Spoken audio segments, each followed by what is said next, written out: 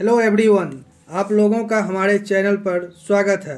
आइए आज हम लोग इस वीडियो में पाइथागोरस परिमेय के विषय में जानते हैं। जो पाइथागोरस परिमेय क्या होता है। तो पाइथागोरस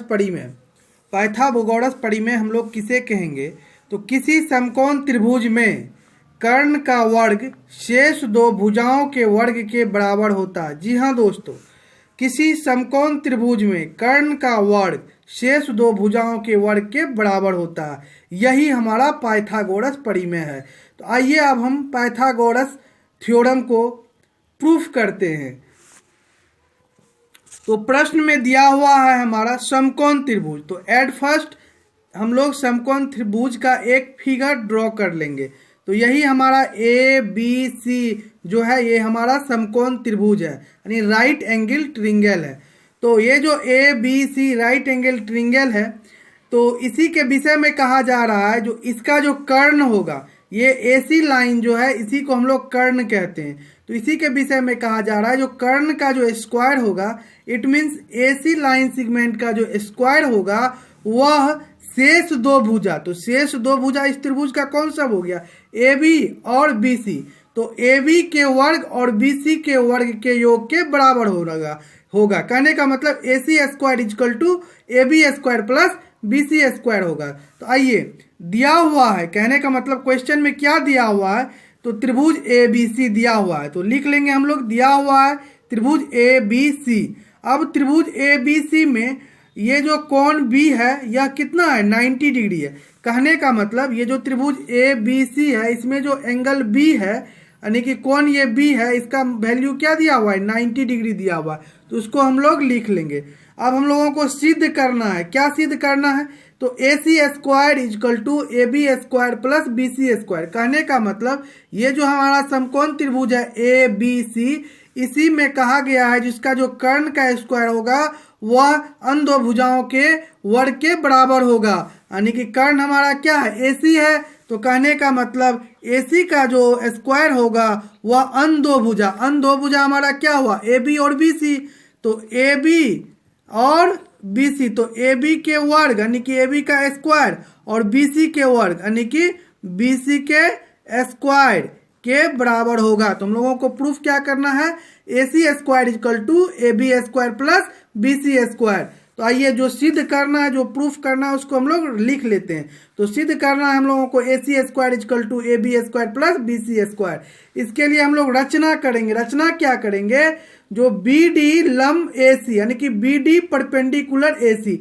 बी डी एक ऐसा लाइन सेगमेंट हम ड्रॉ करेंगे ए सी पर, ताकि B D line segment A C पर परपेंडिकुलर हो, लंबवत हो। तो आइए हम इसे फिगर की मदद से समझते हैं। तो यही हमारा ए बी सी जो है ये समकोण त्रिभुज है। इसमें ये जो बी पॉइंट है, इसी बी पॉइंट से हमने एक लाइन सेगमेंट खींचा A D A C line segment पर। कहने का मतलब ये बी डी लाइन खींचे हम ए सी लाइन पर, और बी डी को इस प्रकार खींचा गया ए सी पर जो बी डी लंब एसी हो, यानी बी डी परपेंडिकुलर एसी हो। तो आप लोगों को देखने से पता चल रहा होगा ये बी डी लाइन सेगमेंट जो है इस एसी लाइन सेगमेंट पर क्या है, परपेंडिकुलर है। तो जैसे ही बी डी लाइन एसी पर परपेंडिकुलर हुआ तो ए डी बी यानी कि ए डी लाइन सेगमेंट और डी बी लाइन सेगमेंट के बीच का जो ये स्पेस है यहाँ 90 डिग्री का एंगल बना। साथ ही साथ बी डी लाइन सेगमेंट और एसी लाइन सेगमेंट के बीच में 90 डिग्री का सिंबल बना।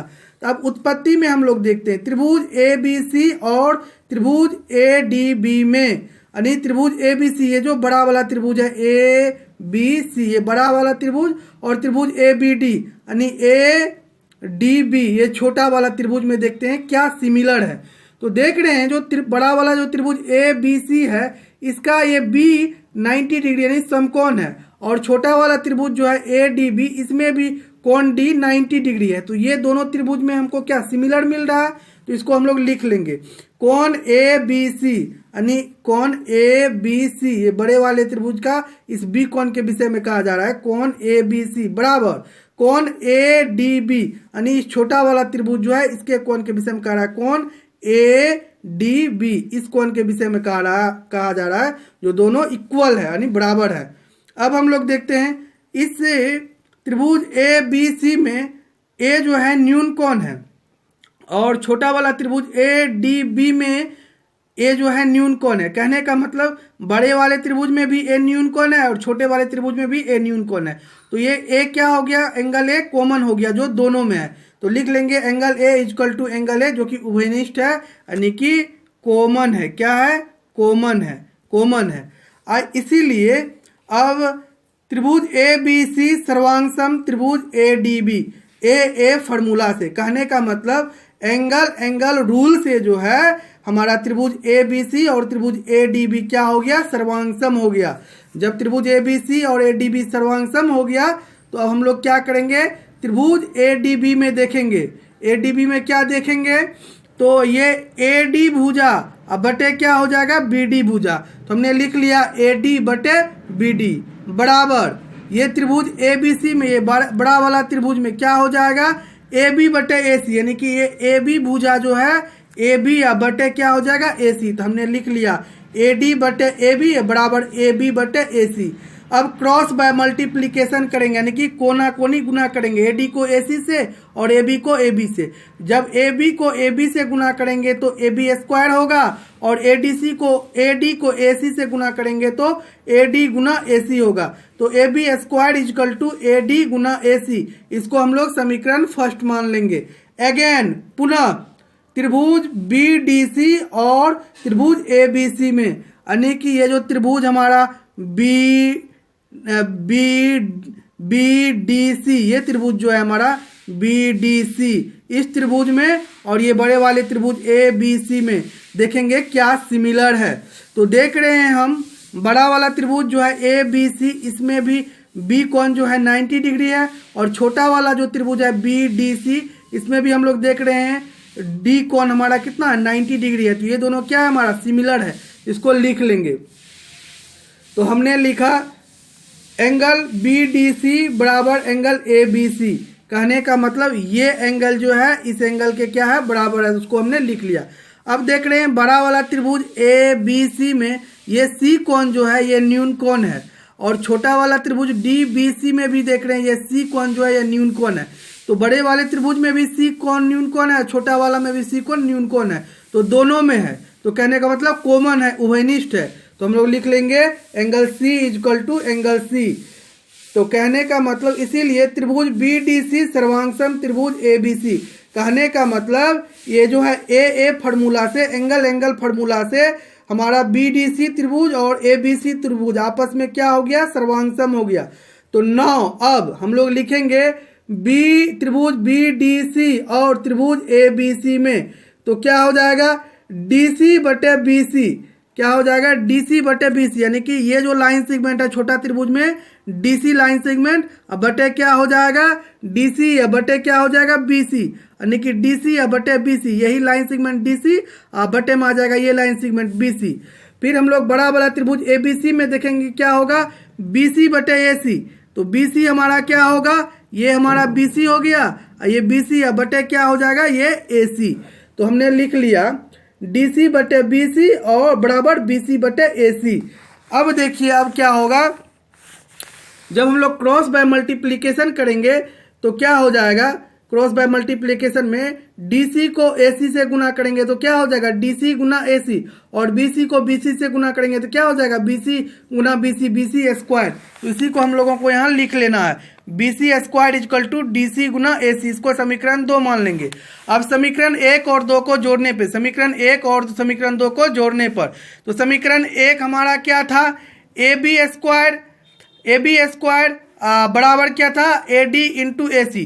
तो लिख लेंगे ए बी स्क्वायर, समीकरण 2 क्या है हमारा बी सी स्क्वायर, तो A B square plus B C square बराबर ए डी गुना A C plus D C गुना ए सी। अब देख रहे हैं जो ए सी इस पार्ट में भी है इस पार्ट में भी है, जब दोनों में है तो कॉमन ले लेंगे, तो ए सी कॉमन ले लिए तो बच क्या गया A D plus D C. तो हमने लिख लिया A D plus D C. अब हम लोग आइए देखते हैं फिगर को, तो फिगर में आप लोग को दिख रहा है जो A D plus D C करेंगे तो क्या ए सी हो जाएगा। ये जो है छोटा लाइन सेगमेंट ए डी इसको डी सी लाइन सेगमेंट में जोड़ देंगे तो ये बड़ा वाला लाइन सेगमेंट ए सी हो जाएगा।